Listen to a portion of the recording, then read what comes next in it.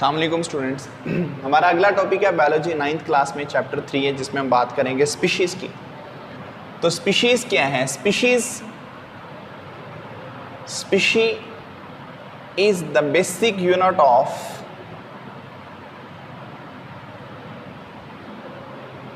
Classification.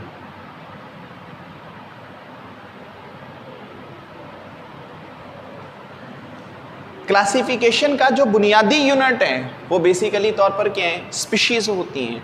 Species की बुनियाद पर ही हम क्या करते हैं? क्लासिफिकेशंस करते हैं।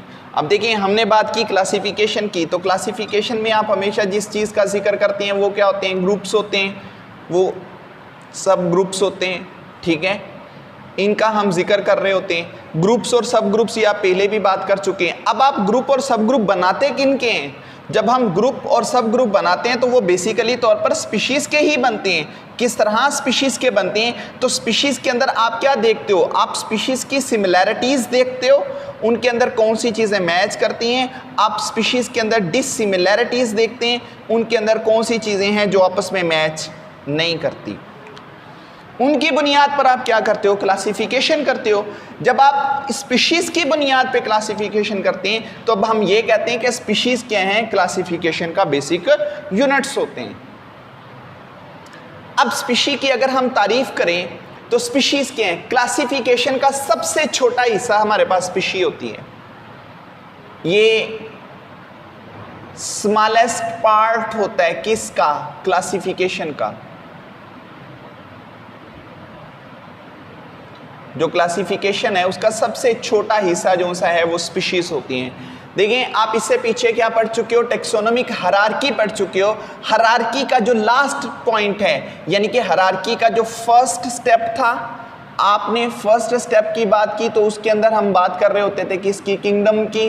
आप हायरार्की का लास्ट वाला हिस्सा जब डिस्कस करते थे तो उस लास्ट स्टेप में आप जिस चीज़ को लेते थे, जीनस के बाद जो चीज़ आती थी वो थी species.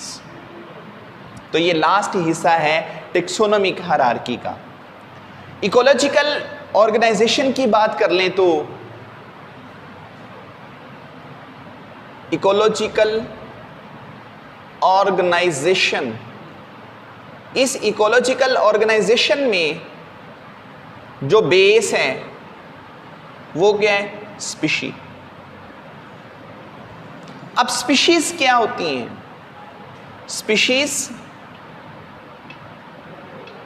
are group of similar organisms which can freely interbreed among themselves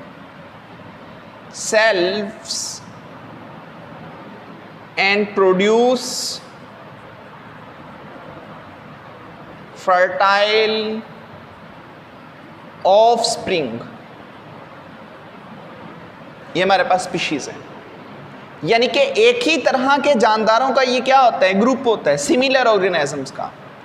जब एक तरह के जानदारों का ग्रुप होता है तो ये क्या करते हैं? फ्रीली इंटरब्रीड करते हैं, आपस में जिनसी तौलीद करते हैं।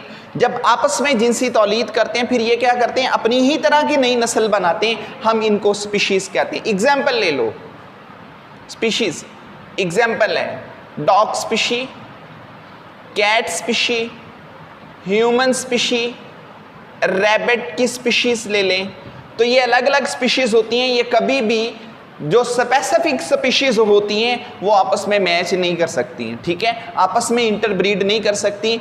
तो आपस में जब वो इंटरब्रीड नहीं करेंगी तो फिर हमें ये भी नहीं कहते कि वो बेसिकली स्पीशीज होती हैं। अब क्या होता है? हमारे पास एक स्ट्रक्चर है जिसमें हम बात कर रहे होते हैं नॉन स्पेसिफिक स्पीशीज की। एक स्पेसिफिक स्पीशीज होती हैं, एक नॉन स्पेसिफिक स्पीशीज होती हैं। अब जो स्पेसिफिक स्पीशीज हैं वो ये वाली हैं जो मखसूस हैं, ख़ास हैं, जो आपस में ही जिनसी तौलीद करती हैं।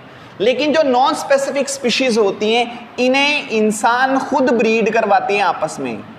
ह्यूमंस यहाँ पर एक्टिविटीज़ होती हैं इंसानी एक्टिविटीज़ की बुनियाद पर क्या होता है, दो डिफरेंट स्पीशीज़ को आपस में क्रॉस करवाया जाता है। स्पीशी कुदरत का एक ऐसी स्ट्रक्चर होती हैं जो बेसिकली तौर पर आपस में ही मैच करती हैं, लेकिन इंसान इन दो स्ट्रक्चर्स को आपस में खुद मैच करवाने की कोशिश करता है। जब वो खुद मैच करवाता है तो यहाँ पर कुछ ऐसी स्ट्रक्चर्स पैदा हो जाती हैं जो क्या होती हैं, स्टीराइल होती हैं, जिन्हें इनफर्टाइल भी कहा जाता है। यानी कि जो आपस में तौलीद तो कर लेंगे लेकिन उनसे जो नई नस्ल पैदा होगी वो आगे तौलीद करने की एबिलिटी नहीं रख सकती, वो आगे इंटरब्रीडिंग की एबिलिटी नहीं रख सकती। ठीक है, यहाँ पर अब हमारे पास दो स्पीशी हैं, एक स्पीशी है डोंकी की और दूसरी स्पीशी हमारे पास है हॉर्स। इंसान इन्हें आपस में खुद मेट करवाते हैं। अब यहाँ पर जो डंकी लिया जा रहा है वो बेसिकली तौर पर है मेल, लेकिन जो हॉर्स लिए जा रही है वो है बेसिकली फीमेल। इन दोनों के क्रॉस से जो नई स्ट्रक्चर प्रिपेयर्ड हो रही है वो असल में हमारे पास है म्यूल। अब ऐसा क्या है कि ये जो म्यूल होता है ये आगे स्टीराइल होता है, इनफर्टाइल होता है, ये आगे नई नस्ल नहीं बनाता। असल में जो डंकी होता है इसके अंदर टोटल क्रोमोसोम्स की बात कर लें तो वो 62 होते हैं, इनमें टोटल क्रोमोसोम 66 होते हैं, लेकिन यहाँ पर जो क्रोमोसोम पैदा होते हैं वो कितने होते हैं, 63 क्रोमोसोम्स होते हैं। यहाँ पर फैक्टराइजेशन होती है यानी कि 31 पेयर्स बनते हैं, लेकिन यहाँ पर आपके पास 33 पेयर्स बनते हैं, यहाँ पे पेयर्स नहीं बनते। जब यहाँ पर पेयर्स नहीं बन सकते तब फिर क्या होता है, वो आगे नई नस्ल भी नहीं बना सकते। आप ये कह लें कि ये क्या होते हैं, ये क्लिनफेल्टर सिंड्रोम कह लें, टर्नर सिंड्रोम कह लें, तो वो वाली इनके अंदर सिस्टम आ जाते हैं जिन्हें हम ही शी पुकारते हैं। तो हमेशा नेचर में जो स्पीशीज़ होती हैं वो अपनी ही स्पीशी के साथ सेक्सुअली लिंक करती हैं, वो कभी भी किसी दूसरी स्पीशी के साथ लिंक नहीं करती। अब यहाँ पर डोंकी और स्पीशी है, हॉर्स और स्पीशी होते हैं, दोनों जब आपस में क्रॉस करवाई जाती हैं वो रियलिटी में आपस में मैच नहीं करती, फ्रीली नेचर में मैच नहीं करती, लेकिन इंसान इन्हें खुद मैच करवा रहा होता है। ठीक है, तो ये हमारा टॉपिक था जिसमें हम बात कर रहे थे species is the basic unit of classification.